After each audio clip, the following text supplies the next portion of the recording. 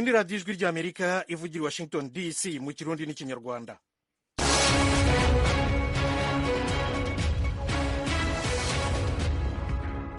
radiyo ijwi ry'amerika i washington dc mu kirundi n'ikinyarwanda muratwumvira ku mirongo migufi short waves kuri metero 19 na metero 22 mu burundi, naho mu rwanda ni fm 104 n'ibice bitatu.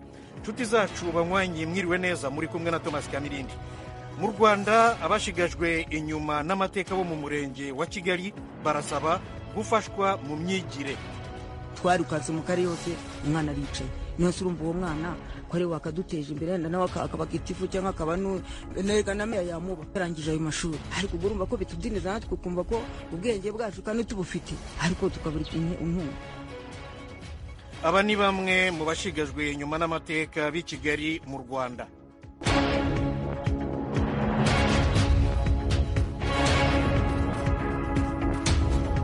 mu nkambi ya Mulongwe mu burasirazuba bwa Repubulika ya Demokarasi ya Kongo, bamwe mu mpunzi z'abarundi bari mu myigaragambyo basaba gusubizwa mu gihugu cyabo.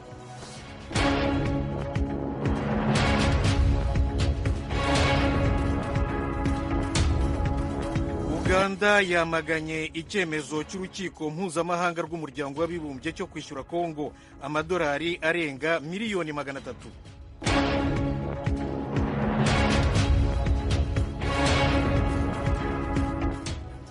naho leta ya Tanzania yakuyeho ibihano yari yarafatiye ibinyamakuru 4 byari byarahagaritswe. Izi nkuru n'izindi ni mu kanya gato cyane, mugume ku maradiyo yanyu. Nape Nauye, umushikiranganji ajejwe gutangaza amakuru n'ubuhinga bwo guhanahana amakuru bwa radiyo ijwi ry'amerika mu kirundi n'ikinyarwanda. muratobabarira Fideli Niyongabo yaragize ubwira, ubwo rero mureke nyine duhite dutangirira ku makuru yo hirya no hino ku isi. Atubwire Fideli Niyongabo, atubwire ukuntu leta ya Tanzania yakuyeho ibihano yari yarafatiye ibinyamakuru 4. Fideli. Nape Nauye, umushikiranganji ajejwe gutangaza amakuru n'ubuhinga bwo guhanahana amakuru bwa none, yasohoye impapuro ziha uburenganzira ibinyamakuru Mwana Halisi, Mawiwo, Mseto na Tanzania Daima bwo gusubira kurangura imirimo yavyo. Perezida Samia Suluhu Hassan yashitse ku butegetsi mu mwaka uheze, yari yakuyeho ibihano uwo yasubiriye yitavye Imana John Magufuli yari yafatiye amwe mu mateleviziyo akorera kuri internet vyari bigenewe kuyabuza gukora. Yamara leta yiwe yari yafashe ubwayo ingingo zibuza ibindi binyamakuru gukora. Saede Kubenea ayoboye ishirahamwe Hali Halisi rifise bimwe mu binyamakuru vyasubiye kwemererwa gukora, yatangaje ko ingingo leta yafashe uno musi wa kane itanga icizere. John Magufuli yari yabujije ivyo binyamakuru 4 gukora imirimo yavyo ku mpamvu zitandukanye, harimo gukokeza abanyagihugu gutera uruhagarara mu gihugu. Radio ijwi ry'Amerika. I Mogadishu, umurwa mukuru wa Somalia, umwiyahuzi yiturikije n'igisasu, yiturikiza ku modokari yarimo intumwa zishinzwe guhitamo abadepite mu nteko ishinga amategeko, yahitanye abantu 6. Fideli Niyongabo arakomeza. Iyo bombe yaturikiye kwibarabara rijana ku kibuga c'indege cyo kumugwa mukuru uno musi wa gatatu.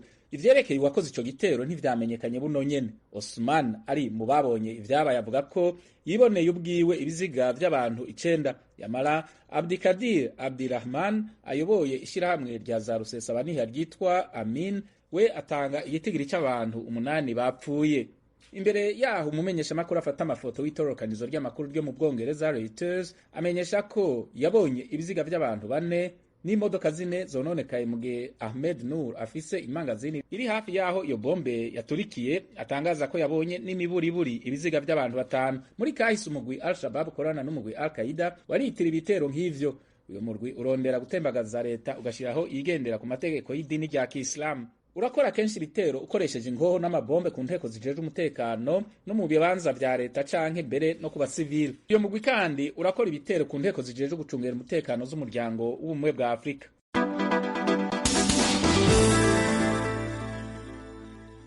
Radio ijwi ry'Amerika ivugira Washington DC mu kirundi n'ikinyarwanda. Fideli Niyongabo, guma hafi tujyane noneho muri Benin, aho abantu bitwaje intwaro bateye pariki y'igihugu bica abandi bantu 6 barimo Umufaransa. Fideli, komeza. batanu muri bo n'umusirikare barishwe igihe abandi 10 bakomeretse igihe abantu bitwaje ibigwanisho batamenyekanye bakora ico gitero. Ico gitero cihaye inkumbi kurusha ibindi vyabaye kuva mu kwezi kwa12 mu mwaka urangiye w'2021 mu buraruko bw'igihugu. Imigwi ikorana n'umugwi Al-Qaeda na leta ya Kiislamu yaratandukiye ako karere ivuye mu bihugu vya Burkina Faso na Niger. Ibitero biherutse kuba muri Benin, Togo na Cote d'Ivoire vyerekanye ko uruhagarara n'ubwicanyi biterwa n'intagondwa za Kiislamu biriko bitera bitandukira ibindi bice biturutse mu bihugu biri mu karere ka Sahel. Izo ntagondwa zimaze imyaka 10 zikora ibitero muri ivyo bihugu. Abahoze ari abasirikare b'u Bufaransa bamaze igihe bamenyereza abajejwe gukingira ibibanza birimo inyamaswa muri Benin. Baranabaherekeza mu gihe baba bariko bagenzura ivyo bibanza. Bitegekanijwe ko leta y'ico gihugu igirisha inama yihutirwa y'abashikiranganji uno musi wa kane kugira yihweze ubwicanyi n'uruhagarara bitera vyiyongera mu gihugu. Ijwi ry'Amerika noneho tugiye muri Belarusiya aho ingabo z'Uburusiya zatangiye imyitozo, nayo ni inkuru tugezwaho na Fidele Niyongabo. Ni mu gihe Ubwongereza bwatanguje utwigoro dushasha twerekeye guhwamika icuka kibi kihari ku bijanye n'igihugu ca Ukraine. Mu biganiro i Moscow n'umushikiranganje ajejwe imigenderanire w'Uburusiya Sergei Lavrov, umushikiranganje ajejwe imigenderanire w'Ubwongereza Liz Truss yagabishije Uburusiya kudatera Ukraine. Agabisha abategetsi b'Uburusiya ko gutera igihugu kibanyi ca Ukraine bizogira ingaruka mbi zikomeye cyane ku gihugu cabo. Ukraine n'umugabane w'Uburaya. Abategetsi ba leta zunze ubumwe za Amerika bagabishije ko Uburusiya bushobora gutera Ukraine nyuma yuko bukoranije inteko nyinshi cyane zabwo hafi y'imbibe z'ico gihugu. Zagirije abategetsi b'Uburusiya ko bariko batuma icuka kibi ciyongera kurushiriza mu kugirisha imyimenyerezo ya gisirikare n'igihugu ca Belarus. Uburusiya burahakana ko buriko butegura gutera Ukraine, bumenyesha ko bufise uburenganzira bwo kurungika inteko zabwo uko bushaka ku butaka bwayo hamwe n'ibihugu bicuditse mu gihe bivyemeye. Bumenyesha ko imyimenyerezo ya gisirikare igenewe kwivuna umwansi. Ukraine nayo nyene yatanguje imyiyerekano ya gisirikare ku ruhande rwayo uno musi wa kane. Izobandanya gushika ku itariki 20 y'uku kwezi kwa kabiri k'uyu mwaka, co kimwe nk'iy'Uburusiya.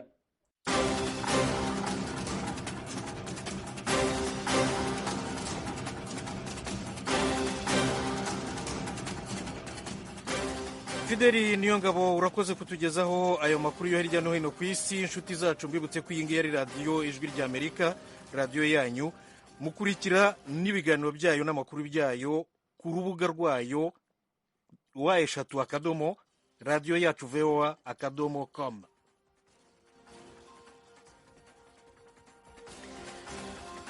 Noneho tujye mu makuru y'ibiyaga bigari.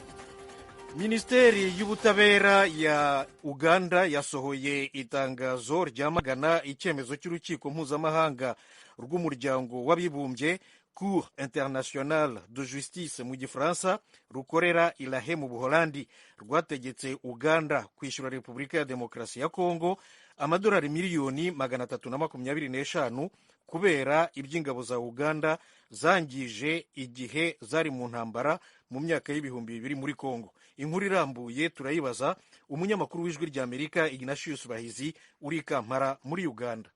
Mu nyandiko yasohowe na Minisiteri y'Ububanyi n'Amahanga ya Uganda, leta ivuga ko itemeranya n'umwanzuro w'urwo rukiko nubwo rwagabanije cyane indishi igihugu cya Uganda gitegekwa guha icya Repubulika ya Demokarasi ya Kongo ingana n'imiliyoni 325 z'amadolari y'amanyamerika, dore ko Kongo yo yari yarasabye asaga gato imiliyari 11 z'amadolari. Muri iyo nyandiko leta ya Uganda ivuga ko ihinyuza kandi igahakanya umwanzuro w'urwo rukiko rwafashe yuko hari amakosa igisirikare cya Uganda cyakoze ku butaka bwa Kongo, ikanongeraho ko intego nyamukuru y'urwo rukiko mpuzamahanga ari ugufasha gukemura mu mahoro ibibazo mpuzamahanga. Akaba rero nka Uganda babona ko uru rukiko rutageze kuri iyo ntego hagati ya Uganda na Repubulika ya Demokarasi ya Kongo ndetse no mu karere kose k'ibiyaga bigari. Okero Odiem, minisitiri wungirije w'ububanyi n'amahanga, yatangarije Ijwi ry'Amerika bimwe mu bituma leta ya Uganda yumva ko umwanzuro w'urwo rukiko utabaye mu butabera. We tend to disagree with the judgment. One thing which the judgment seems Ati ntabwo twemeranya n'icyemezo cy'uru rukiko, hari ibintu byinshi rwirengagije. Mbere na mbere uru rukiko rwashatse kugaragaza ko Uganda ari cyo gihugu cyonyine cyari gifite abasirikare muri Kongo icyo gihe, kandi ntabwo ari byo. Ikindi, urukiko rwasabye Repubulika ya Demokarasi ya Kongo gutanga ibimenyetso simusiga birimo imibare y'abanyekongo bavuga ko bishwe n'igisirikare cya Uganda, umubare w'ibintu byononekaye hamwe n'ibindi. Ariko kugeza ubwo uru rukiko rwafatiye uwo mwanzuro, ubwo buhamya Kongo ntabwo yari yakabutanze. Ikindi cyatubabaje ni uko mu mwanzuro w'urwo rukiko bavuga ko ingabo za Uganda zitabye mu bikorwa byo gufata abagore ku ngufu bitigeze bivugwaho mu ikubitiro ry'uru rubanza. Ibi ntabwo ari byo. Uyu minisitiri anavuga ko hari ibindi urukiko rwongeye mu byemezo rwaraye rufashe bitari biri mu myanzuro yo mu wa 2005.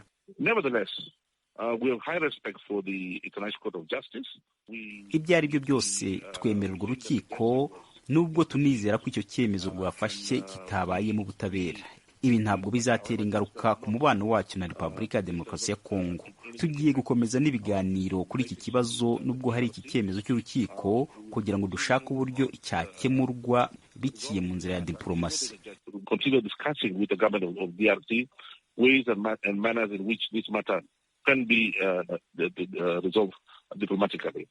Leta ya Uganda inavuga ko ibabajwe n'uko iki cyemezo cy'urukiko mpuzamahanga gifashwe mu gihe ibihugu byombi birimo gutsimbataza umubano hagati yabyo, kandi Uganda akaba irimo gufasha no gufatanya na Repubulika ya Kongo mu bijyanye n'amahoro y'icyo gihugu, kubaka imihanda hamwe no guteza imbere iby'ubucuruzi mu karere.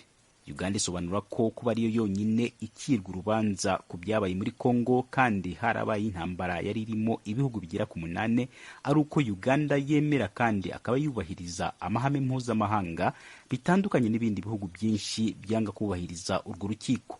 Nibutse ko Uganda yarezwe muri uru rukiko na Repubulika ya Demokarasi ya Kongo kubera ibyaha byakozwe n'ingabo za Uganda muri icyo gihugu hagati ya 1998 na 2003. Ibihugu byombi byasabwe kugira ibiganiro mu rwego rwo gukemura icyo kibazo, ariko Repubulika ya Demokarasi ya Kongo iza kongera kwitura urwo rukiko mu 2015 ivuga ko ibiganiro bitatanze umusaruro. Ignatius Bahizi, Ijwi rya Amerika, Uganda.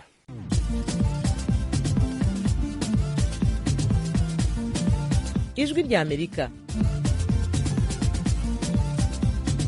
Mu munota umwe gusa uramenya amakuru ya Afrika kuri radiyo Ijwi rya Amerika buri munsi. Reba video y'umunota umwe ku Ijwi rya Amerika ni ku rubuga rwa Facebook ku Ijwi rya Amerika. Video y'umunota umwe gusa, inkuru nyamukuru kuri Afrika.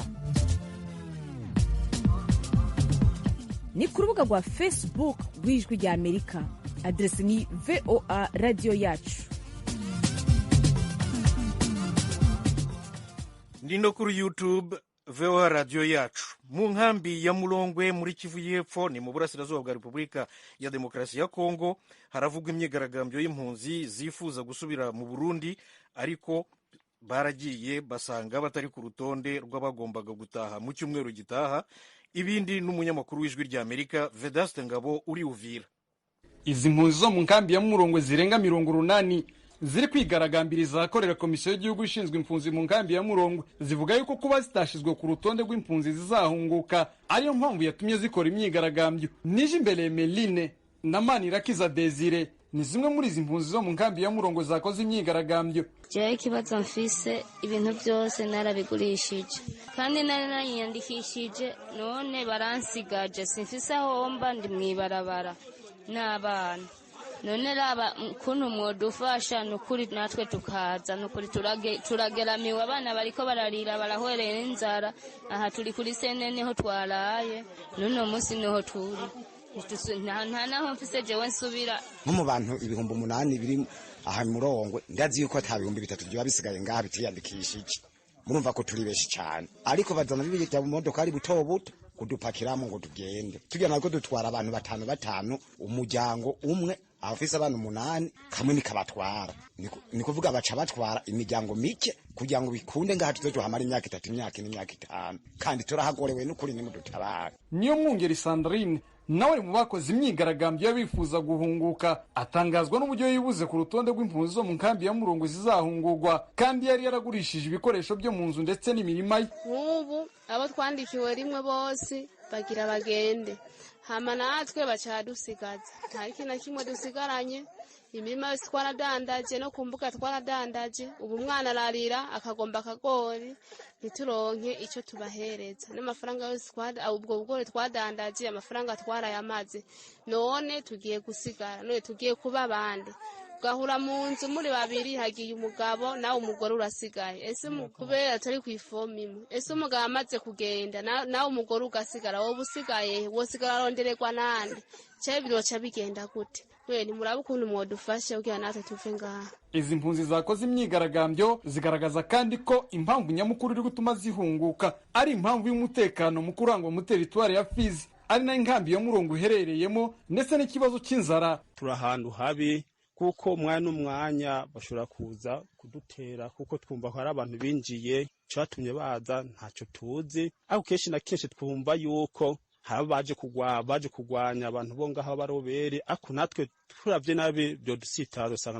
natwe turabigendeyemo. Igituma abantu benshi bariko baragira ingufu zo guhunguka no kubera ubuzima babayemwo bugoye, bariko baronka amapokezi batevye, bararima izuba rikabatanga imbere, imirimo igaca yuma. Ivyo vyose nivyo vyori kubarinda kugira ngo bibafashe kugira bashikira amapokezi, bagaca bagira ubwoba babona yuko inzara igomba kubikira mu bana. Niyo mpamvu rero benshi bishizemwo umutima wo guhunguka baje mu gihugu cyabo, baje kugorerwa iwabo. Komisiyo y'igihugu ishinzwe impunzi mu nkambi ya Mulongwe ivuga yuko bagabanyije umubare w'impunzi zizahunguka kubera imodokari zitwara izo mpunzi ari nke, ariko nyuma y'ibyumweru bibiri bazahungura izo mpunzi zavanywe ku rutonde. Si ubwa mbere impunzi z'abarundi zikora imyigaragambyo yo gusaba yuko zahunguka. Umwaka ushize impunzi zo mu nkambi ya Rusenda nazo zakoze imyigaragambyo yo gusaba yuko zahunguka. Biteganyijwe yuko mu cyumweru gitaha hazahunguka impunzi zo mu nkambi ya Murongwe zirenga 250 zigizwe n'imiryango 74. Mwomenya yuko tariki ya 26 y'ukwezi kwa mbere umwaka wa 2022 HCR ifatikanyije na leta ya Kongo bahunguwe mu gihugu cy'u Burundi impunzi zo mu nkambi ya Rusenda 269. Vedas Ngabo ku bwa Radio Ijwi rya Amerika, Uvira Mutara Kivuye. Banywanyi b'Ijwi rya Amerika, uretse kutwumvira ku mirongo ya FM, ku mirongo migufi ya shortwaves, kuri Facebook na internet mushobora kutwumva biciye ku matelefone yanyu ngendanwa. Ku batwumva muri Tanzania muhamagara ku nimero guteranya 255 4 1 1 2 ubusa 1 ubusa 6 abatwumva muri Kenya namwe mugahamagara kuri guteranya 254 2 ubusa 5 2 93 2 94. Kuri mwe mutwumva muherereye muri Amerika muhamagara kuri guteranya 1 3 5 1 9 9 9 5 1 8 5. Ijwi rya Amerika ryongeye kubashimira kuba mudahengeshanya kuryumviriza. Ijwi rya Amerika ni radio yanyu. Ijwi rya Amerika tujye mu Rwanda. Abashigajwe inyuma n'amateka bo mu murenge wa Kigali ni no mu mujyi wa Kigali barasaba gufashwa mu myigire. Bavuga ko mu myaka irenga 40 ishize abantu babiri mu miryango igera muri 30 ituye muri uwo murenge wa Kigali ari bo bonyine gusa barangije amashuri yisumbuye. Eric Bagira ubusa araduha ibindi bisobanuro. Bwana David Hakizayezu w'imyaka 27 n'umwe muri babiri babashije kwesa umuhigo wo kwiga akarangiza amashuri yisumbuye yize iby'ubuvuzi bw'amatungo. Ni impamyabumenyi amaranye imyaka ine yicaranye nta kazi. Hakizayezu atsindira kujya mu mashuri yisumbuye byari ishema kuri we mu muryango w'abanyamuke mu gihugu by'umwihariko mu murenge wa Kigali avukamo. Kuba rero narabashije kwiga nkagira hamwe n'abandi nkagira no kuri revo hano mu kagari cyo gihe na trendinze muri abo bose no kuba hari abandi nabashije kuba narusha mu Banyarwanda muri rusange babona kandi oro nidi zikenerwa. Ubwo rero kuba narabashije nkagira aho byari bishimishije cyane, numvaga nyine mfite inzozi zo kuzaba nka dogita byibuza nanjye nkavuga nti mbashije kuba nafata bene wacu tugakora ikintu runaka twese tugahuriramo, kuko nasanze ari yo mbogamizi tugira kuba nta hantu twirefera twebwe ngo twibura ati. Igifatwa nk'intandaro yo kuba basigajwe inyuma n'amateka batabasha kwiga ngo bagere kure nk'abandi Banyarwanda n'ubukene bushingiye ku mateka. N'abahoze batunzwe no kubumba kandi ibumba riragenda rishira uko imyaka yicuma. Nubwo biruko Hakizayezu warutaga kuzaba muganga w'amatungo yabwijwe rya Amerika ko atariheba. Ku bwanjye gahunda yanjye nemera ko nyiriho ku isi bishoboka. Urumva rero ngiye ku nzozi zanjye igihe nzavuga ngo zicuritse ningira imyaka 40 ntarasengera icyo niyemeje, kubera ko ngomba kwirinda drogue nkirinda n'ibindi byose nkakora pe, nzakora niteze imbere muri purpose mfite n'ubundi mvuga ati nakora nagira ni ngiye nubwo batayindira ngomba kuzakora byibura Imana ndabizi nkazirihira, kuko n'ubundi mu buryo bwo kwigira dutozwa nubwo twe tubura uburyo twigiramo turagerageza kuko ntago tugisabiriza. Uretse Hakizayezu na mushiki we babashije guca agahigo bakarangiza amashuri yisumbuye, abaturanyi babo mu basigajwe inyuma n'amateka bacikishirije amashuri. Bwana Izayi Uwizeyimana w'imyaka 27 yagarukiye mu wa kabiri w'amashuri yisumbuye, nawe yarotaga kuzaba umuntu ukomeye. Igihabanye n'ibyo ni umukanishi w'amaradiyo mu buryo bwa ndamuke.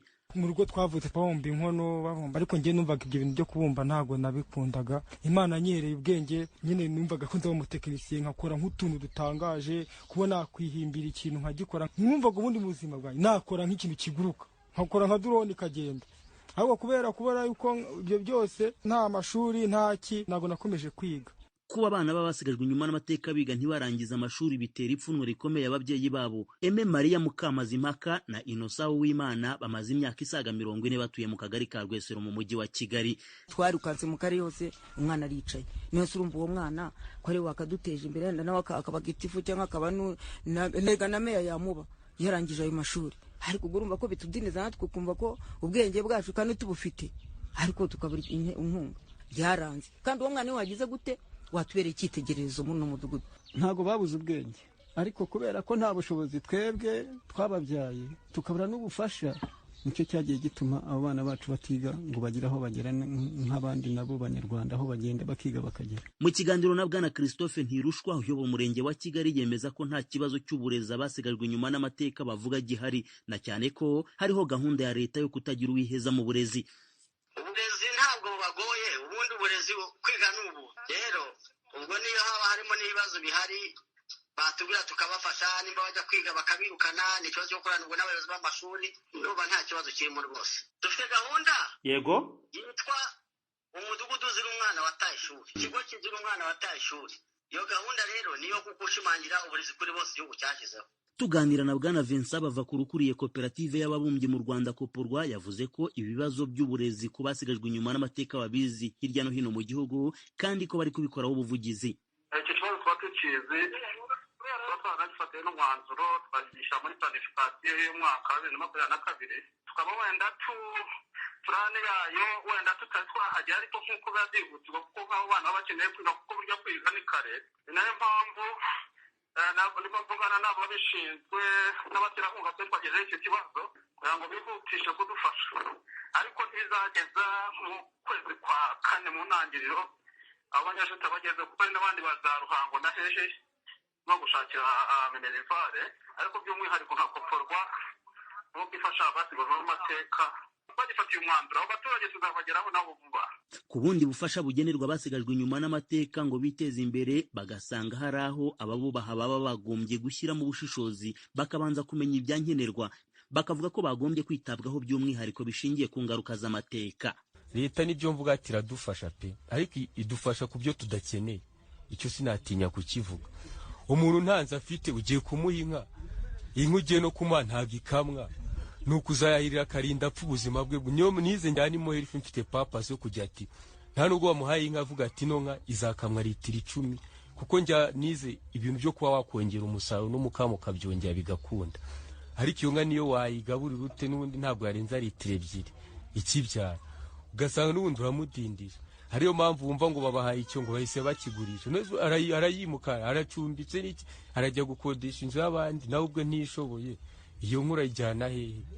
Imibare ya Koporwa yo mu 2018 igaragaza ko abasigajwe inyuma n'amateka barengaho gato 36,000 mu gihugu hose. Muri bo abarangije amashuri yisumbuye barabarirwa muri 700, mu gihe abarangije amashuri makuru na za kaminuza ari 50.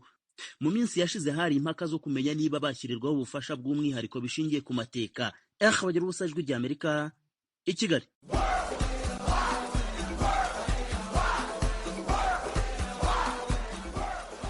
Les Lions de la Teranga, ikipe y'umupira w'amaguru ya Senegal yatsindiye igikombe cy'Afurika cy'ibihugu bwa mbere na mbere mu mateka yayo mu mupira w'amaguru abanyasenegal bakoze iminsi mikuru, naho perezida wabo Macky Sall yahembye abakinnyi ba Lion de la Teranga. Tim Ishimwe aratubwira ibindi. Imikino y'igikombe cy'ibihugu cy'Afurika yasojwe ku cyumweru. Senegal itahana igikombe ku itariki ya 6 z'ukwezi kwa kabiri Yaounde muri Cameroon, ubwo Senegal yahatanaga na Misiri. Bwabaye ubwa mbere Senegal yandika amateka ku mugabane wa Afurika, kuko ari nabwo bwa mbere yari itahanye igikombe cya CAN. Iy'amahirwe yo gutwara iki gikombe yerekeza mu Misiri byari kuba ari inshuro ya 8 gitashyeyo. Senegal yatsinze Misiri kuri penaliti 4-2. Abakinnyi bayo bakiriwe nk'abami b'umupira w'amaguru ku mugabane wa Afurika ubwo bari bageze i Dakar bavuye muri Cameroon. Perezida wa Senegal Macky Sall niwe ubwe wakiriye ikipe y'igihugu, abambika imidari y'ishimwe iherekejwe n'amadolari y'Amerika 87,000 kuri buri mukinnyi. Si ibyo gusa, kuko buri mukinnyi yanahawe ibibanza bibiri, kimwe cya metero kare 200 mu mujyi wa Dakar n'ikindi cya metero kare 500 mu mujyi wa Diamadio. Muri uyu muhango wo kwakira no gushimira abakinnyi wabereye mu ngoro y'umukuru w'igihugu mu murwa mukuru wa Dakar, Perezida Sall yanashyizeho abagize itsinda ry'abakinnyi bahagarariye abandi. Ni mu gihe abafana babarirwa mu bihumbi nabo bari babukereye, nubwo batabashije kwinjira ngo bagere aho byaberaga. Ahagaze kuri podium hafi y'aho igikombe giteretse, Perezida Sall yagize ati, imbaraga n'ubuhanga mwakoresheje nibyo bitumye amateka yiyandika. Sall yagize kandi ati, twarose inzozi zo gutwara igikombe, izo nzozi muzigenderaho, none dore zibaye impamo.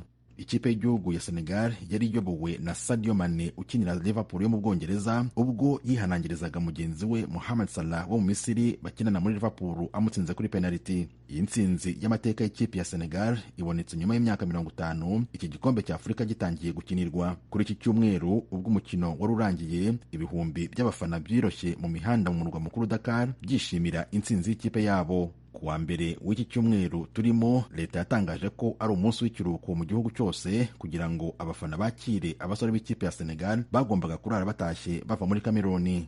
Nubwo byari byishimo ku ruhande rw'abakinnyi n'abafana kwishimira intsinzi ya Senegal, ku rundi ruhande ni amarira y'imiryango y'ababuze abantu babo, kuko byibuze 3 bapfiriye muri uyu muhango wo kwishimira intsinzi y'ikipe y'igihugu. Perezida Sall yarangije asaba umutoza Aliou Cissé kuzageza iyi kipe byibuze muri 1/2 cy'igikombe cy'isi giteganijwe kubera muri Qatar muri uyu mwaka, kuva ku itariki ya 21 z'ukwezi kwa 11 kugeza 18 z'ukwezi kwa 12.